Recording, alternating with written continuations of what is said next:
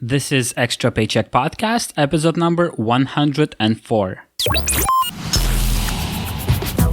You're listening to Extra Paycheck Podcast, where you will learn how to build and grow your own successful online business. Now, here's your host, Alex Soul. Welcome to yet another episode of the Extra Paycheck Podcast. This is episode number 104, and today's special guest is Greg Mercer, the owner and founder of Jungle Scout. It's a software that helps Amazon sellers pick which products to sell and basically build a better Amazon business. He also owns other tools related to Amazon as well, and we'll be talking about all of that in today's episode. So enjoy today's show. Hi, Greg, and welcome to the Extra Paycheck Podcast. Alex, thanks a lot for having me on. I'm excited to be here. Greg, please tell us a little bit more about yourself and what is that you do as a business right now? Yeah, absolutely. So if I were to rewind about like 5 years ago, I used to work a corporate job as a civil engineer, worked a 9 to 5. I didn't enjoy it much. I wanted to escape from that. I had this like strong entrepreneurial spirit my whole life. So I started to sell on Amazon. And that's kind of how I was able to quit my day job. So that morphed into a business of me selling physical products, mostly private label products on Amazon. And then just about 2 years ago, I started a software company called Jungle Scout, which now I help other Amazon sellers, other Amazon entrepreneurs find profitable products to sell online. Sounds great. And Greg, we're going to get to Jungle Scout in a bit, but I would like to ask you to elaborate a little bit more on Amazon selling. I've had Mike Ward on episode 32, and I've had another episode, I think number 73, I'm not sure, where I talk about different ways of making money on Amazon, being a seller, being an affiliate, and so on, right? So you mentioned a few terms that some people might not be aware of. Private label. What is selling private label on Amazon?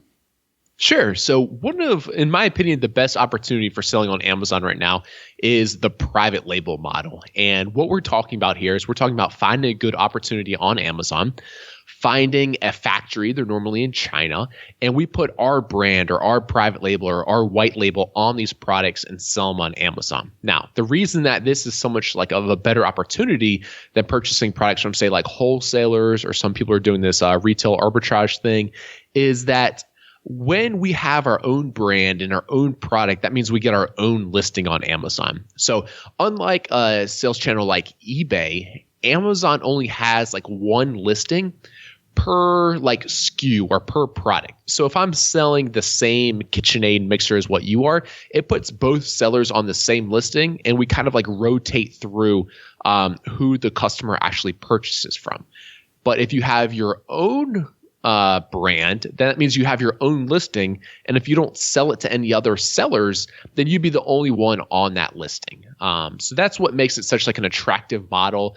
There's obviously other good things too, like you're getting great pricing if you're purchasing directly from the factory, and a whole heap of other, benefits of it. But that's the main idea behind like the private label model. Awesome. Thanks for explaining that. And I'd like to mention that, it might sound complicated and really hard to do, but I've done it as well, and it's not that complicated to actually find a manufacturer, especially overseas, through a website and ask them to produce any kind of a product and stamp your brand on it. It's actually not as complicated as people think it could be, or it might be. What's hard, and you have to agree with me on this one, it's actually coming up with a product or finding a product that is in demand and people will actually buy. There's a lot more that goes into that, but I guess that's one of the main challenges here. Yeah, that was exactly like the main pain point that I had in my Amazon business, and that's what kind of sparked me to create Jungle Scout, because it helps you find the opportunities, the niches or the products that are profitable on Amazon. Yeah, totally. And Greg, are you still selling on Amazon, or is Jungle Scout your main interest in your main business right now? Yeah, so I still have my Amazon business. My involvement in it is about 1 hour a week, just to do a meeting with the small team that I have to manage that business. But I spend like 99% of my personal time, or at least 95% of my personal time on the software. It's what excites me the most these days, and it's what I focus most of my time on. Okay. Awesome. And once again, to those who haven't heard of Amazon FBA, this was my issue about 2 years ago as well, when I heard about it, that you, as pretty much anyone, can sell stuff on Amazon. I was completely, I couldn't believe it. I was like, Amazon, isn't it only for huge brands and big companies like, I don't know, Nike and Sony and the likes to sell the products? That's what I thought. That's what I believed. And then 2 years ago, I found out that pretty much anyone can sell pretty much whatever on Amazon and start their own brand. And I was mind blown by the accessibility and the easiness of it all. Yeah, I think most shoppers are just like you were, and they think they're buying all these products like directly from Amazon, as in like, Amazon's similar to what you would if you were shopping like at Walmart or Target or wherever else, right? Like they think they're buying from that company just like that, whereas really more than half, I think it's like 60% of sales on Amazon.com come from third-party sellers, and they just use it as a marketplace. So yeah, that's one of the great things about it too. Like I think most of the customers have that, like trust along with it because, also they think they're purchasing directly from Amazon. Yeah, totally. All right, Greg. So let's move on to Jungle Scouts. What exactly is it? What does it do? And why do people need it? Yeah, great questions. So Jungle Scout has two main products. We have a browser extension as well as a web app. And a big picture, 1,000-foot view here is both of these help you find good opportunities on Amazon. So we give you like some really important metrics that you need to know to make educated decisions on whether or not it's a good opportunity. So we tell you like how many unit sales on a monthly basis, pretty much any listing on Amazon sells. We tell you things like how competitive it is, how much Amazon fees are. So it means like how much like you net after they take out their fees, and just other key metrics that sellers need to know to identify whether it's a good opportunity or not. Mm-hmm. Yeah, that's really awesome. And I think, well, as far as I understand, more and more people and sellers and new sellers are actually jumping on your software because it could save potentially thousands of dollars and hundreds of hours of research and trial and error and losing stuff. Yeah, like before, like pre-Jungle Scout, like I said, like I used to be an engineer, so I'm a very like data-driven type person. And when I first got into Amazon, before anything like Jungle Scout was out, it was very much like you say, like people kind of just like going off like their gut feeling, right? Like, I think this is going to sell well because I personally like this product, or I think this is going to sell well because my mom said she was looking for this and couldn't find it. And it was a lot of just like almost like luck, or it just seemed like really risky to me. And then, like you said, now we've kind of like quantified that into actual numbers and data that you can look at to understand like, okay, how much demand really currently exists on Amazon, because it's risky, to like estimate that, like guess that people are buying this product. What's better is to just sell things that people are already buying on Amazon, which means that that like every day hundreds or thousands of people are typing that into the search bar and purchasing it, right? So that's kind of what we've done. So like you said, it can save people a lot of wasted money or wasted time, or save them from going into the wrong type of niche. So yeah, it's pretty amazing. Yeah.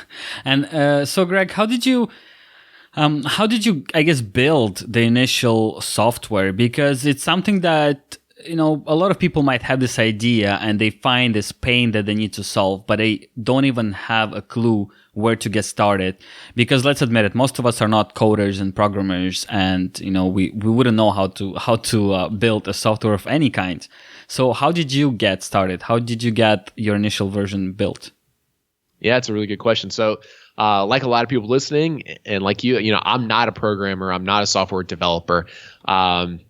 And probably if I knew what I knew today, I would have been too scared to ever start. However, at the time, I was very naive. So I guess I wasn't too scared. So actually, I hired my first developer on Upwork, or, at the time, it was like Odesk or Elance or whatever. So I just put together like some specifications. At the time, I started with just the browser extension, which is a little bit less costly to develop than what like a full-blown SaaS application is. So yeah, that's how I got started. I hired him.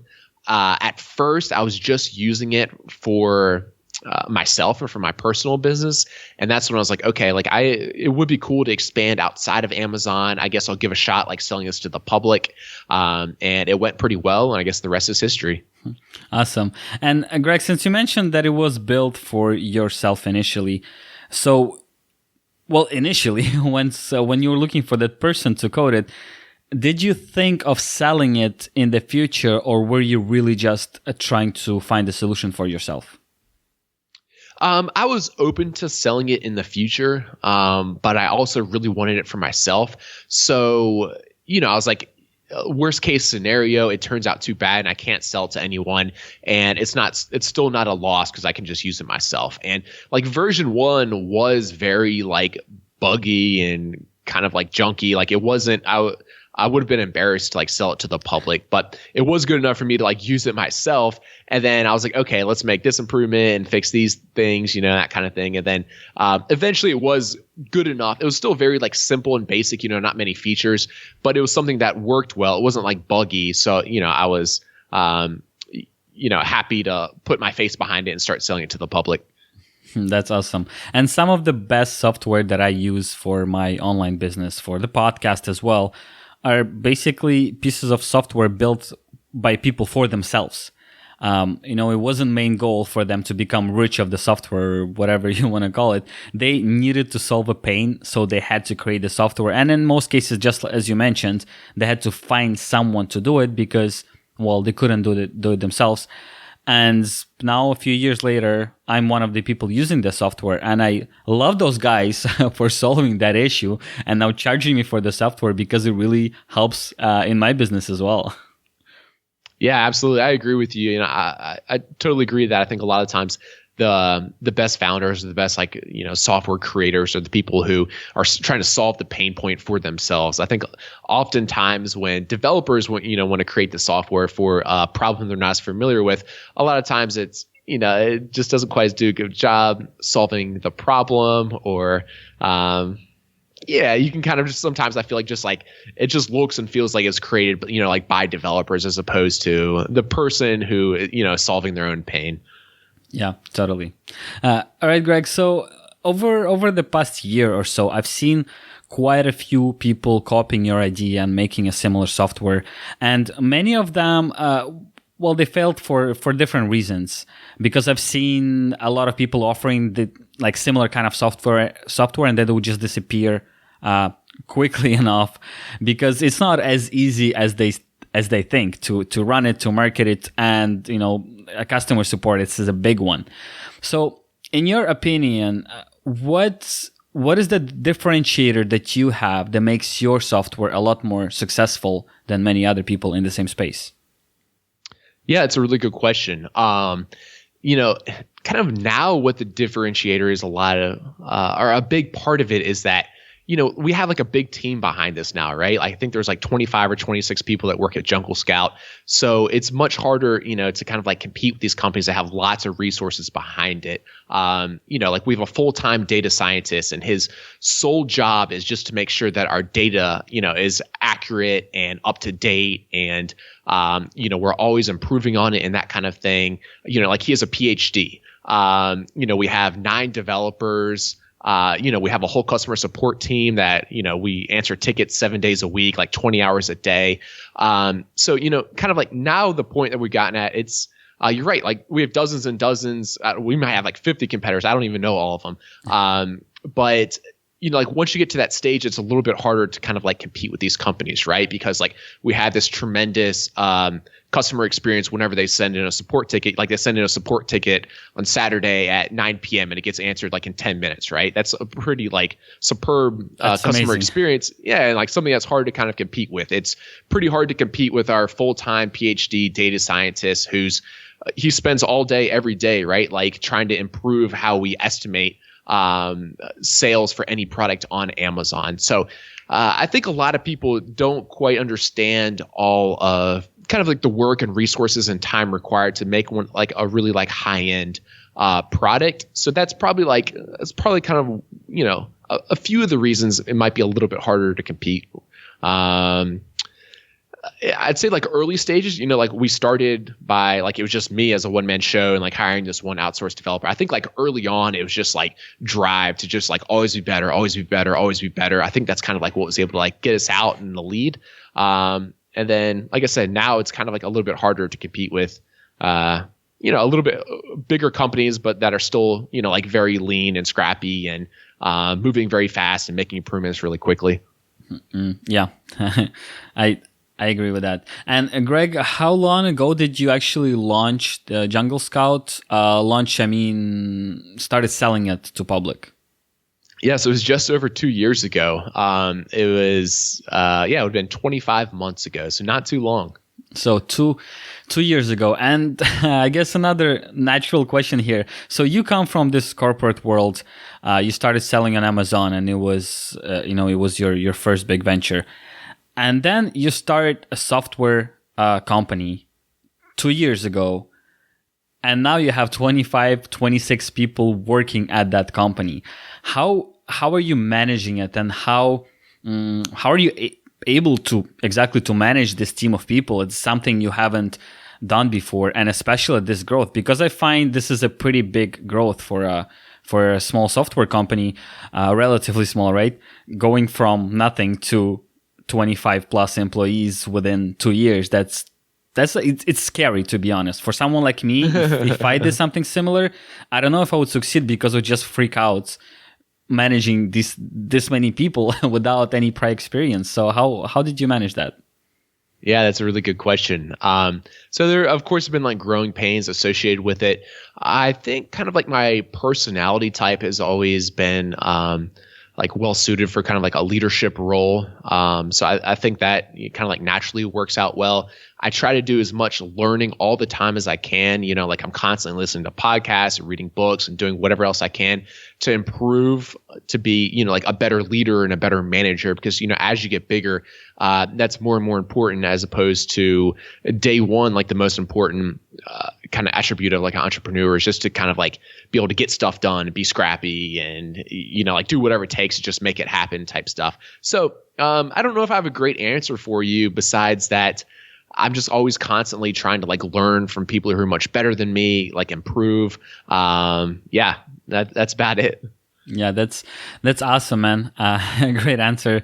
And it's another thing that I like to mention. I often get asked by people when I recommend like new books or any kind of resources on affiliate marketing, because this is what I mostly do. This is my main source of income.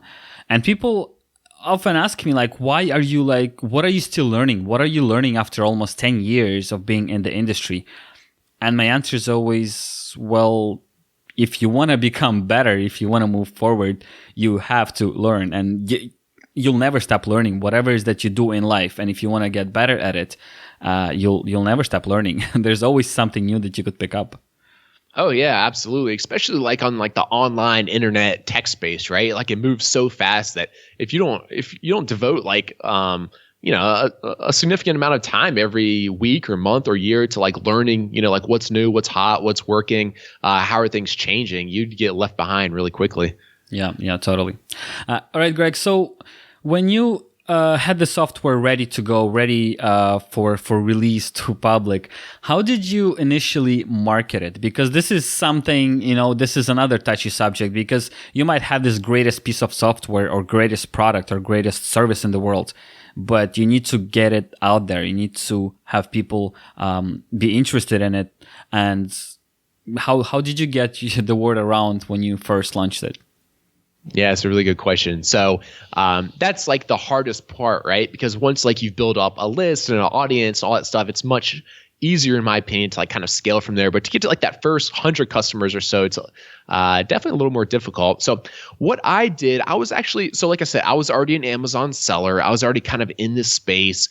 I was pretty active like on a few Facebook groups. Like people in the groups kind of like knew who I was. I was very much like I'd provide a lot of value to them. I'd answer a lot of their questions, that kind of thing. So I was like well known, and I like to think like respected, in this these groups, Facebook groups. So after I had built it, all I did was like shot like a YouTube video, and I posted it in a couple of these groups, not even trying to sell it, but just asking for like feedback. Like, what do you guys think?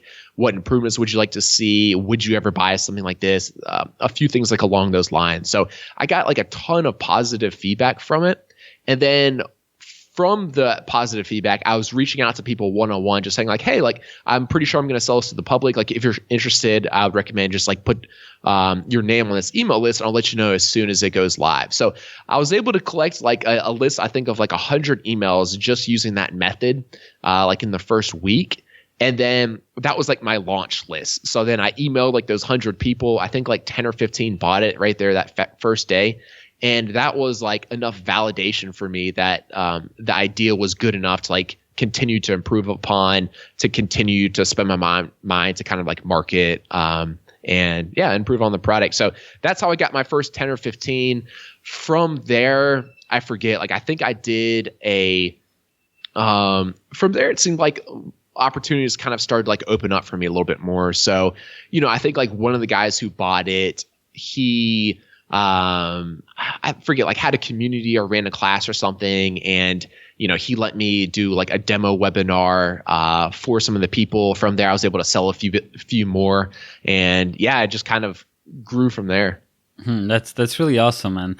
And it's awesome on many levels. One of them being is that you didn't really spend money on marketing it, at least at the very beginning, because you leverage your online presence and your online activity, which is, it could be really, really awesome.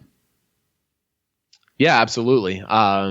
And like to be completely honest with you, at the time, like I didn't know anything about like paid ads. I didn't know a lot about like all these traffic sources that work really, really well for us now.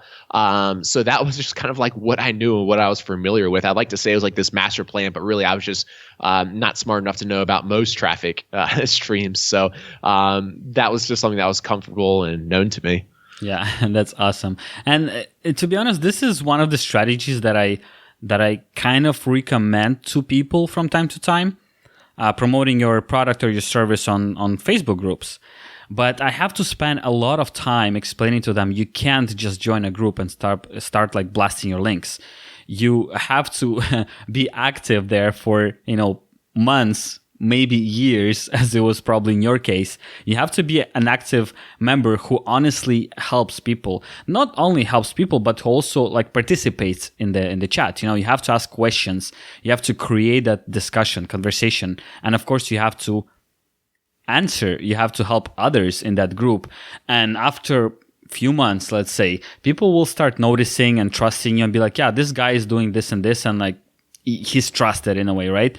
And this is when you could mention whatever you're selling, but once again, you can't be pushy. So the main point here is you can create your own following, your own customer base from these Facebook groups. But if you spam, you're pretty much out of it right away. You're going to either get kicked out, either, you're going to get a warning and then you're going to get kicked out. But in most cases, if you're a new member to a group and you try to promote something, even if it's not yours, even if you're actually trying to share something of value, oftentimes you'll get banned right away for spamming because it's not how it works.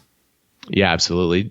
Just with everything kind of like on the online marketing space now, you have to really provide lots of value to people before you can expect anything in return, whether that's content marketing on your site or whether that's like you, Alex, doing this podcast, where you bring on these people and help, your listeners by the advice that you and your guests give and everything else. Like you can't just expect, right, like you said, to spam these groups and make money day one. You need to have the mindset of always giving value first. Yeah, totally. And a book that I'd like to recommend here to listeners, it's Jab, Jab, Jab, Right Hook by Gary Vaynerchuk. I don't know if you've read it or if you've heard of it even. I have. Yeah, it's a good book. And it talks about that the same things, right? Yeah. It talks exactly what you just mentioned. You have to provide value, lots of value, and then eventually have to ask for the sale because, well, we all have to eat. And we're running a business, so we have to ask for the sale. But most of all, you have to concentrate on providing value and helping people out. And I believe that success and that money is kind of a byproduct of of providing value. Without a doubt. Yeah. All right, Greg. So you mentioned that this is how you started and you didn't know about any other traffic sources. And what is it you're doing now as marketing to keep on promoting Jungle Scout? Yeah, well, talking about providing value. So now what's really working well for us and what we're really doubling down on is our content marketing. So again, providing value to the customers, right? And we're doing so in such a way that, every piece of like content, every video we put out, just everything we do, we always go at it with like the mindset of this needs to be the best in the industry. So if we're creating a guide on how to set up PPC on Amazon, we're doing it with, the fact in mind that like this needs to be the go-to resource in the industry. Like if someone is recommending, how to do PPC to their friend, they're going to say, hey, go to the Jungle Scout free resources section. In there, you'll find the best thing in the industry. So that's what we're doing. So, we're creating content around kind of like everything PPC, doing like really in-depth case studies. We're actually in the middle of one right now called the $1 Million Case Study, where I'm transparently and fully publicly launching a product on Amazon. So we did this a year ago. It went really well. I think we did like bamboo marshmallow sticks, and they sold like over $200,000 in the first year. Wow. So we're doing another one where this time our goal is to get to $1 million in sales, and we bring on. So like last night we brought in like a sourcing guy from China. So we did a live webinar with him. On Monday, we're bringing in like a trademark and patent attorney to teach us how to do like the trademark research. So we're bringing like all these different industry experts, and you get to see, so we've chosen two products. So like one's like a hooded baby towel, another one's like this magnetic towel game for kids, and yes, like you got to like look over my shoulder as I was doing the product research. You got last night got to like watch over Gary's shoulder as he like found a good supplier on Alibaba. So the whole thing's like very transparent, which in the Amazon FBA space is like pretty unheard of because rightfully so, people don't want you like copying their products. So yeah, this is like an example of like a case study that we're doing that, again, like the idea behind it is like, it should be like the best go-to resource in the industry if you want to like launch a physical products brand on Amazon. Yeah. So yeah, that's what we're doing. That's working well for us to gain extra exposure for our brand.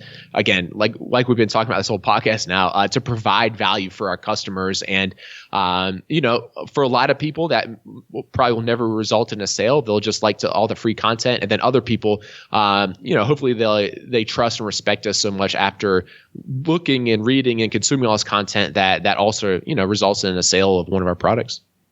Yeah, man, that's really, really awesome to hear that. And I totally agree with you on this strategy. And this is something that's kind of new, I think, to the industry of marketing. I mean, it's not totally new. Some companies have been doing it, but it hasn't been understood to such an extent that. Yeah, absolutely. Yeah, that this kind of content marketing is incredibly valuable. I guess not valuable. It's the hard thing for me is that it's really hard to actually estimate the reach or the profit that you'll make from, let's say, that one single blog post or a guide on something. But you do know deep inside that if it is the best guide in the industry on that specific issue or the specific thing that you need to do, you know that you'll have thousands and thousands of people connecting with your brand, and eventually many of them will actually pay for your product because they already trust you. They know that what you're talking about. Yeah. Yep. Without a doubt. Yeah. And it's even more true when it comes to case studies. Honestly, I love case studies. And whenever I do a case study on my own blog or my own podcast, it always like explodes because people see the actual thing, whatever I'm talking about, the marketing strategy or whatever it is, right? They see it done in front of them. It's not just some theory like most blogs or some people who wanna, make a extra buck from something. It's not just theory. It's actually like right in front of you. You see the results. You see how it happens, and sometimes it's mind blowing. Especially you mentioned you're planning to do $1 million in sales, and you're gonna be very transparent about it. which once again, as you mentioned, nobody does in Amazon space. People are really, really protective of whatever they're selling. That's really incredible, and I see already how much value that will bring. Yeah, I totally agree. I love like reading and watching case studies on other people's sites and blogs, and yeah, we've had like a ton of excitement around this one. We just started it like a month ago, but there's already like so much excitement around it. You know, like our webinars, people would be in there like 30 minutes early, like chatting about it, like stoked. You know, like I'm sure like our open email rates are a lot higher because people are like really excited to see like which product we choose and what's going to happen next webinar. And yeah, it's cool. We share all like the successes as well as like the failures. Like, oh crap, like this really just screwed us up. This didn't work well. We just lost money on this. And like, I think people really appreciate that stuff too, so they can learn from your failures. Yeah, totally. And that's kind of the goal as well, to show, as you mentioned, everything, because it's not all pretty and easy to do. You know, there is a lot of hard work involved, and sometimes things don't work out the way you think they would. And yeah, no doubt. It's a great idea to show that as well to people. And you know, this is a strategy, similar strategy that I suggest people who wanna basically rank their content on Google. I tell them, okay, so you wanna rank for a keyword, best computer desk, right? I tell them, okay, go on Google, search that, look through the first 20 results, top 20 results, and write a guide to choosing a best computer desk. Write a guide that's better and more detailed than any other guide out there.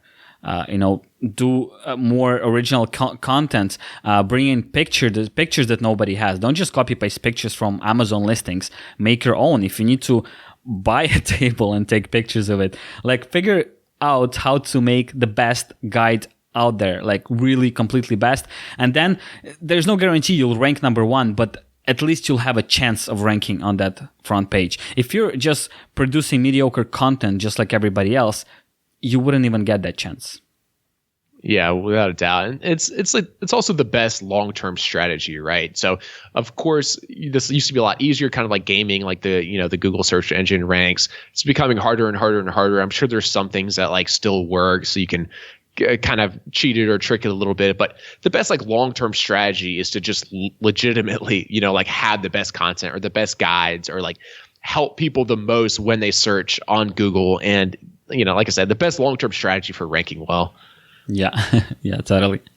All right, Greg, when you were building this business, the Jungle Scout, have you had like a really hard moment, big failure maybe, or just a dark moment when you thought this is way too hard or this is not working out the way I wanted to or expected, and I should just leave that idea behind and go back to, selling on Amazon or getting a job, which I really doubt you ever thought of getting a job again. But, when you thought the Jungle Scout maybe is not the way to go for you. Yeah. So, like in the early days, I was working like so hard on this business. So I'm also like a digital nomad. So my wife and I, we don't have a home. We just kind of travel around, like live in a city for a month. So I remember like about the same time that launched Jungle Scout is when like we sold our house and all of our stuff and started traveling. So, the kind of like idea we gone out with was like, okay, we're going to work less, like just kind of like enjoy life a little bit more.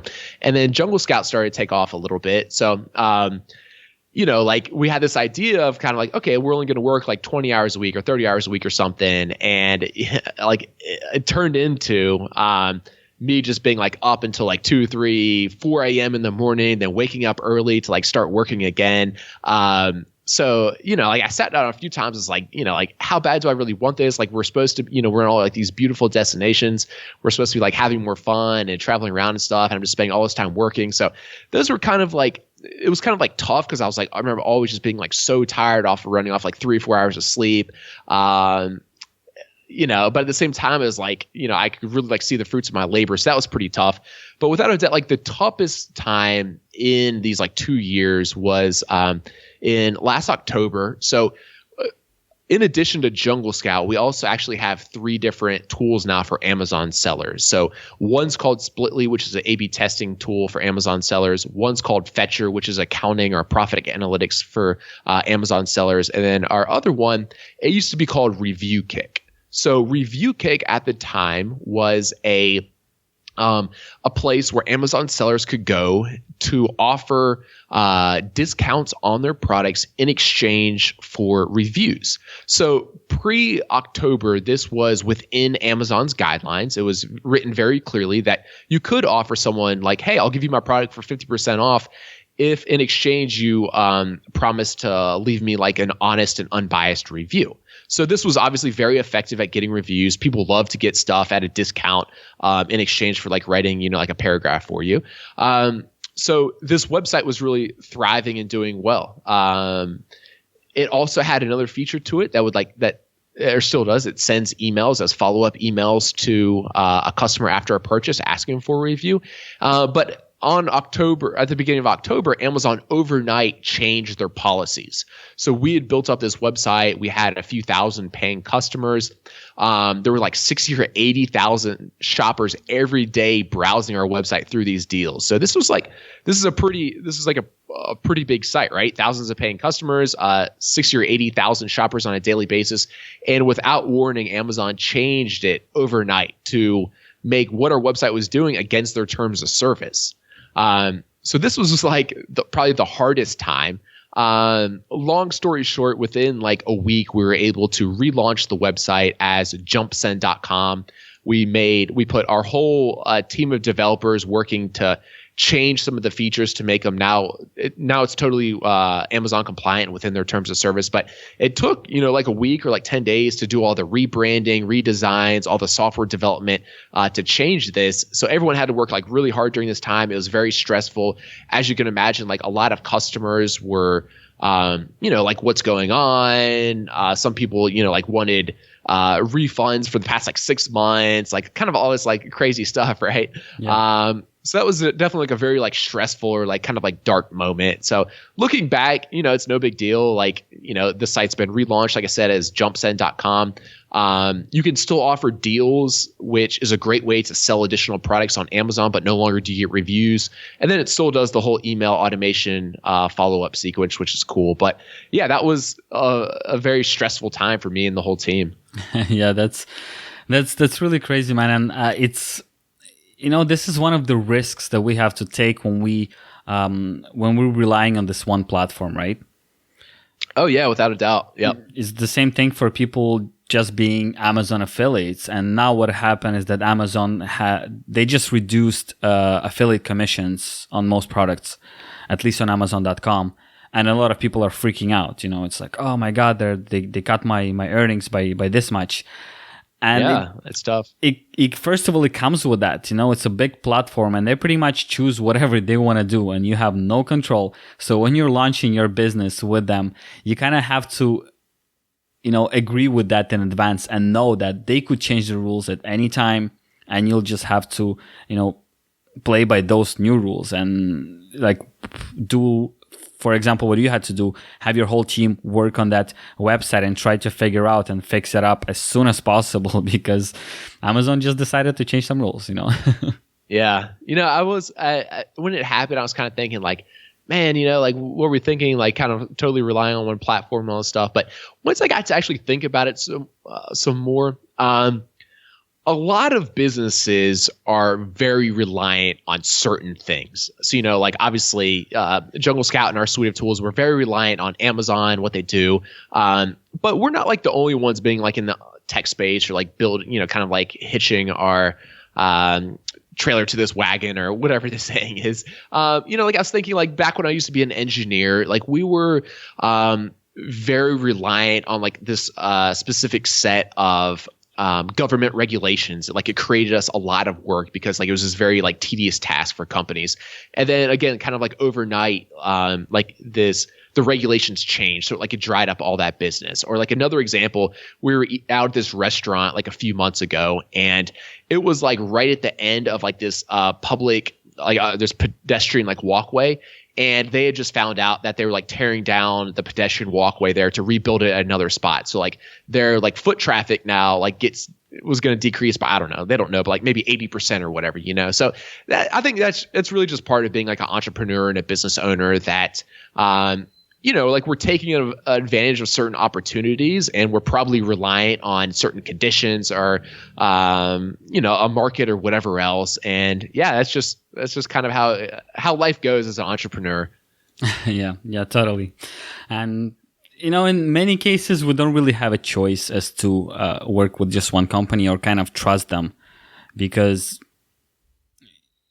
well, you don't really have a choice.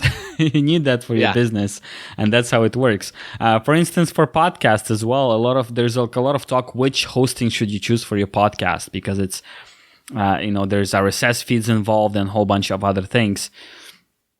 And I say, well, choose the best one with the best reputation because they're all pretty much priced the same way. And people ask me, well, what if they decide to shut down? I'm like, well, I doubt they will ever shut down. They're the biggest player out there. But if they do, you'll just have to move your show to another hosting. That it's not like you really have a choice or, build something of your own in that space. You have to choose one of the platforms and just work with them. And if they change the rules or something happens, you'll have to adapt. And that's kind of the whole point of entrepreneurs that succeed or fail, I think, as well, because once that the Amazon changed the rules on reviews like they did on your site, right?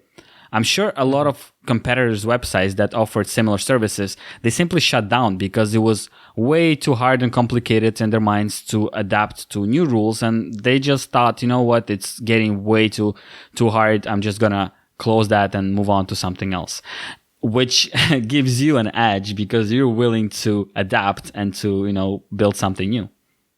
Yeah, that's true. I've never really thought about that before, but you're exactly right. A few of our competitors did just decide to shut their doors instead of like putting in the work to kind of relaunch as something else that still provided value to sellers like we did. So yeah, that's absolutely true. Yeah. All right, Greg. So one of the last questions here. What would be your biggest, most important suggestion to beginner entrepreneurs or people who just want to start their own business, especially online business? What is that one thing that they should pay the most attention to? So what I would recommend is to set a goal that's like quite a bit larger than what you ever think you could achieve. And then just really just work your butt off to hustle to try to get to that goal. I've started lately doing a lot more goal setting. And what I found is like I used to always set my goals like way too low. And I would, if I'm the type of person to really just kind of like hustle and do whatever it takes, to like be able to achieve that. And I think like anyone that has like kind of like the same drive, if you set a goal, maybe you're listening to this and you're still working a corporate job and you're trying to get out of it, or maybe you're an entrepreneur, you have, you're doing whatever, $5,000 a month, but you want to get bigger. So like set your goal to say like $25,000 a month or whatever it is. And then just kind of like do whatever you need to do to get there. So that would be my recommendation to the listeners. All right. That's great advice, Greg, but I'll ask you to elaborate on that a little bit. So, for a lot of people, when they would set a goal, a really big goal, and they don't achieve it in X amount of time, or even if they extend that the time limit and they still don't achieve that goal, a lot of people will get really frustrated and they will start thinking they're not good enough, that they're a failure, and that they should quit whatever their dream is. How would you recommend, or how would you personally combat that when you don't reach your goal? Yeah, it's another good question. Now, like I'm trying to, I'm thinking back. I'm putting myself in the shoes from like back when I was still working a corporate job, right? And I remember I used to listen to a lot of podcasts, at lunch and when I got home from work or whatever else. And like I always used to think, that's like that the people on these podcasts, you hear about like successful people on the podcast and like, they had something special. Like I was always just like telling myself like all these excuses, right? That like the reason that I couldn't achieve that or couldn't get to that, or whatever else. But like the truth of the matter now that like kind of like looking back and, now that like, I talk with a lot of these, successful type people and stuff, is like they were all very much, I'm not gonna say like regular people, but like probably in the person she was like listening to this, thinking that, hey, I'm not gonna be able to get to that or whatever else, right? So I think you always just have to like stay positive and like keep driving forward and, just like continue to like always put out work or like hustle, like I said, because success will come to everyone that does that, So yeah, I don't know if I have like a specific set of advice besides that, but just to like always keep your head high, keep driving forward. Understand that like in entrepreneurship and starting businesses that there are a lot of bumps along the way. Like things aren't going to go smoothly. You're going to try to do a product launch and it's going to fail miserably. But keep trying. Like the next one will probably go a lot better. So yeah, just I guess stay positive, keep your head high, keep driving forward. Yeah, great advice. Thank you, Greg. And this is goal setting is very important.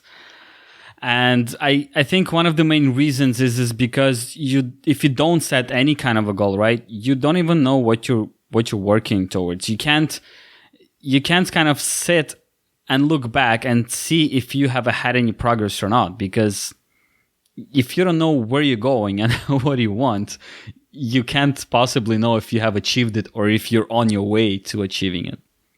Oh yeah, without a doubt. All right, Greg, before you go, I'd love you to share some of the links that you already shared throughout the show, places where people could find out more about you, about your software, the way you help people, and so on. Let's go. Yeah, so the best place is just going to go to junglescout.com. In there, you'll find a free resources section. And that's where we publish most of this content that I've kind of been talking about, like the $1 Million Case Study, some of our previous case studies, these guides for everything from finding a product to sell on Amazon. So I know that's like a lot of people's like biggest pain point is they're like, hey, I've heard how good of an opportunity to sell on Amazon is. Like, I know it, I understand that, but I just don't know what to sell. So we have like tons of resources like that to help those people as well. So that's a great area just to learn a lot more if you're curious about selling on Amazon or if you're ready to scale up your Amazon business. If you are already an Amazon seller, we do also have 3 other products. So like I said, it's Splitly.com, which is an A/B testing tool for Amazon sellers. There's Fetcher.com, which is accounting or profit analytics for Amazon sellers. And then the last one was the story I was telling you about having to rebrand this product. It's now called JumpSend. And JumpSend is a deals site. If you're an Amazon seller, you can offer your product there at a discount to help you get additional sales. If you're not an Amazon seller, you could also go there just to browse the deals section. And, Amazon sellers give out lots of coupons for their products because one of the ways to rank in Amazon sales algorithm is better sales velocity. So it's a great place also just to get sometimes free stuff, sometimes 90% off, or all other types of discounts there as well. Yeah, thank you so much for sharing that, Greg. And I'm sure people who aren't thinking of starting an Amazon business will definitely go to that website to hunt some amazing deals, because I've seen those websites. I've seen the deals that are sometimes offered, and as you mentioned, up to 90%, up to 100% off. Sometimes it's pretty incredible. Yeah, no doubt. I did all my Christmas shopping there last year. There you go. All right, Greg. Well, thanks so much for sharing your experiences, your insights, your tips, your strategies, and thank you for being on the show. Absolutely. Thanks again for having me on, Alex. I really enjoyed it. Take care. Thank you so much for tuning in to this week's episode of the Extra Paycheck Podcast. As usual, I'll be putting up a show notes page at extrapodcast.com/104. This is where you will be able to find more information on today's episode, as well as all the links and resources mentioned in the show. Also, head over to extrapodcast.com/iTunes in order to subscribe to the show through iTunes. Please do leave a rating and a review on the iTunes platform as well, which will help the show tremendously. Thank you so much once again for listening, and I'll talk to you next Monday.